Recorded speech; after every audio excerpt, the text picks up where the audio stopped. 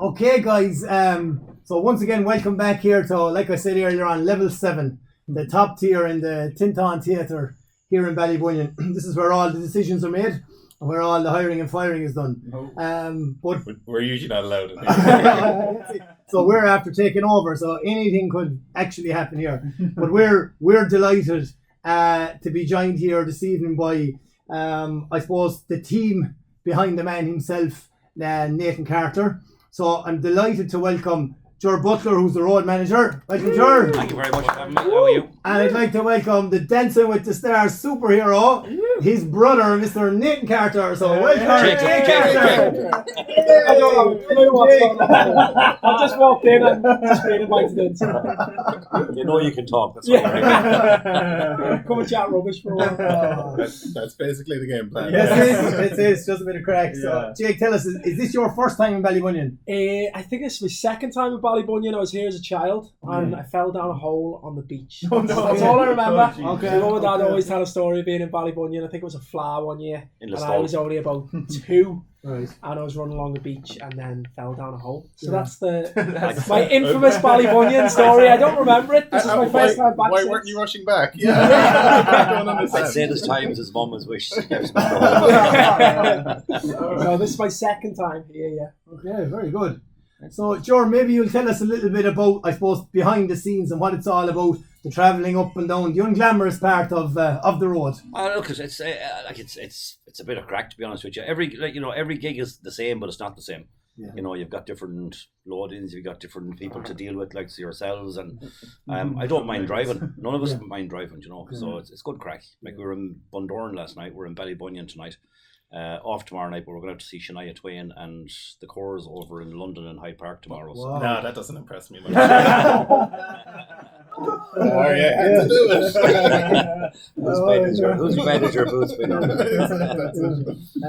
Jake, I suppose we spoke earlier on with Jimmy Deanan, who was the chairman of the Tintown, and we spoke, I suppose, quite in depth about Nathan and the fan base and things like that. And we know, like, how devoted he is to the fans, because even tonight here in the Tintown, like, he was very conscious that he wanted to meet the fans, and he's made a special effort this evening. He's meeting them beforehand, where he can't meet them after the show because he's got to head up the country. So maybe you'll tell us a bit about the connection with the fans. Yeah, definitely. I mean, I don't know how he does it, to be honest. Like, even when I'm gigging with my band, I go and do the gig and I just want to get home. Like, I don't know how he stays for like 2 hours after, but I think it's a big part of the country scene as well, that I think that's why those people love it, because they get a full insight, they get to meet the singers and the acts, and they really feel like they get to know them, do you know what I mean? And it's more than just seeing them on stage, it's getting to know them on a personal level, and I think that's why it's Nathan's been so successful for so many years, is because he is so open with the fans and they get to know him, and the same fans then come to every gig, kind of. You get fans coming, travelling all over the country, not just in Ireland. They go to Scotland or England or Spain, so they'll be travelling literally everywhere. But I think it's a testament to him and all the other acts that do it as well, and it's definitely an extra part that doesn't happen necessarily in the other kind of pop or rock scene or whatever. Yeah. We were saying that it's unique. We thought like a lot of acts come here. They'll stay on for a little bit, sure. But if it's awkward for them, and we understand why, because, you know, it's tough being on the road. But if it is awkward, they're gone. But as I say, Nathan, he realised he couldn't stay after. He was looking for that other option. Well, I'll meet them before. Yeah. So, you know, you can see why the fans would appreciate that. I think we're all just on, you know, the one level. Like, even though, you know, you have the likes of Nathan Carter and Jerry Klein, lads like that have, you know, like a status within the scene. People feel that they're on the same level, and the singers like to see them people on the same level as them as well. You know, it's fantastic. There's no airs and graces in our scene. Yeah. It's a testament to the success, I suppose, Ger. We spoke earlier on because Jack here is a huge lover of, I suppose, the super hit, the Wagon Wheel. And I suppose we were interested to know, you know, if we get a blast of it tonight, and maybe the new song, which seems to be going really, really well as well. Listen to the radio. So maybe, boys, you could give us a bit of insight, or we might get a blast of him tonight. Oh, you'll definitely, like, you could not have a Nathan Carter show without Wagon Wheel. Definitely not. Like, and that's like any singer that has a hit, you know, they have to sing that song every single night. Like, I know that one night was friends of mine that went to Christy Moore, and sure, Christy has so many hits. He can't actually sing them all. Yeah. But they came out giving out. They were like, he didn't sing this, and he didn't sing that, and he didn't sing the other. You know. Yeah. But like he still managed to nail a good few of them. But regarding the new single, is he putting that out tonight? Did he sing it last night? So yeah. The new single was a duet though with a band called Tully. So obviously it's completely different than when he's got to sing it all by himself. But I know they were rehearsing it like last night's gig, so it probably will be spun out tonight. It might happen tonight. Yeah, it's fantastic. So Jake, like you have a huge success with your own music and the pop culture and things like that, and we'll say, did you ever go down the country music aisle or do anything like that? I guess at the very start, whenever I first moved over, there would have been a hint of kind of country in the stuff that I did, but I was always not much more, but I was always into like kind of the modern country acts, the likes of Brad Paisley and Hunter Hayes and Keith Urban, which is essentially pop music with a banjo. And I always loved bands like McFly and Busted and Take That growing up. So then eventually when I started writing and releasing my own music, it was very much down the line of that kind of pop route. But I've always been around the country scene. I've always been following Nathan, and I've been very lucky. I'm working with the lads now the last couple of months when I'm not gigging myself. I'm on the road with the lads pretending to work anyway, but we won't tell them that. He gets paid. Jake's a fiddle player. Yeah, all right. I wish. I haven't played fiddle. You in have a about fiddle. 10 years. He's on the fiddle, which is it? I think why some people call me a singer. I own a microphone. I play away for a few songs, but it's something I've always been around.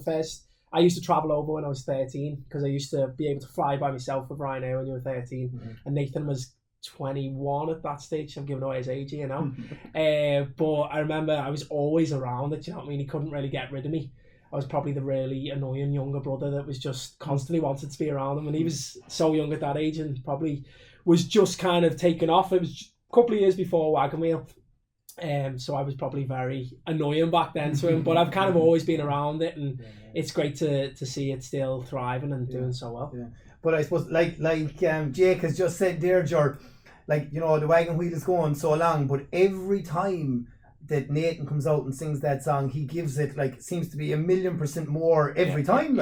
He enjoys it because he gets such feedback from the crowd. You know, the crowd are like on their feet, they're loving the song, and sure, he loves that. Any artist loves that. That, you know, you get that audience participation. It just gets the whole place going, you know. It's brilliant.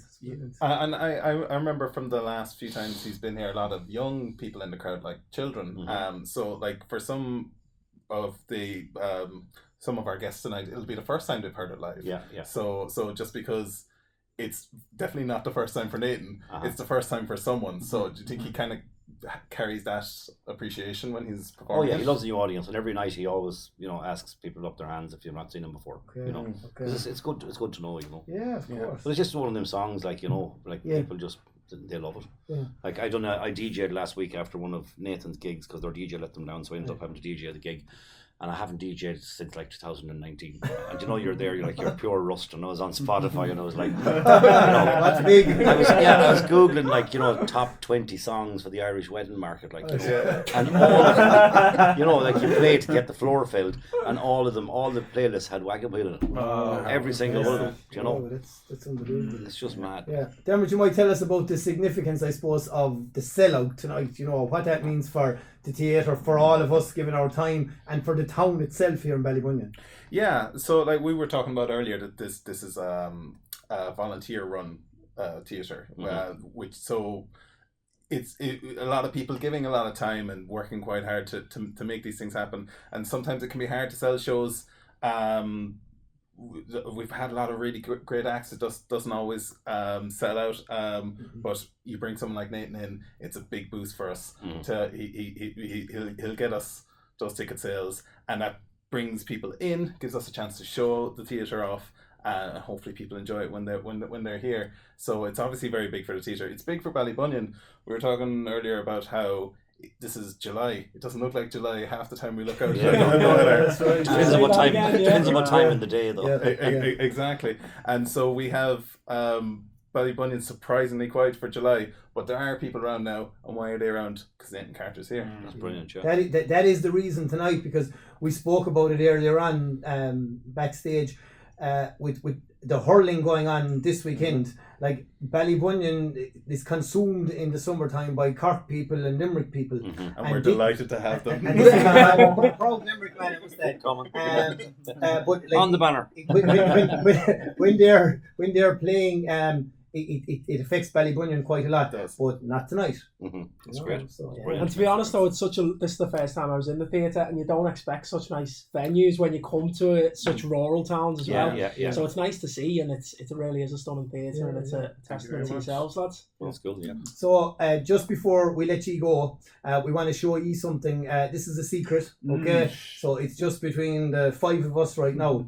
But this magician here on my left-hand side, Jack, has done a portrait of Nathan. So we're going to show it to you and see what you think of it, and we're going to present it to him later on. Oh, very good. Okay. You're not actually a magician then, no? You're an artist, really. I've got tricks up my So sleeve. guys, what do you think of that? Oh, that's class. Oh, Very isn't good. it? Brilliant. Yeah. Brilliant. Well How long done. did that take you? About 2-3 hours. Yeah. that Jeez, was fair it. play. Yeah. It's really nice. Happy days. Thank you so much, Jack. Yeah. Good man Um, yourself. Hope he likes it now. Yeah. Yeah. So guys, thank you so much for not having a clue what this was about. No bother. Like all the rest of us. Thanks so much for inviting us in. We hope that ye also have a good night here with us tonight. So sure we will. thanks a million from everybody. Fair Thanks play. a lot. Well done, Okay. lads. Thanks, guys. Thank you.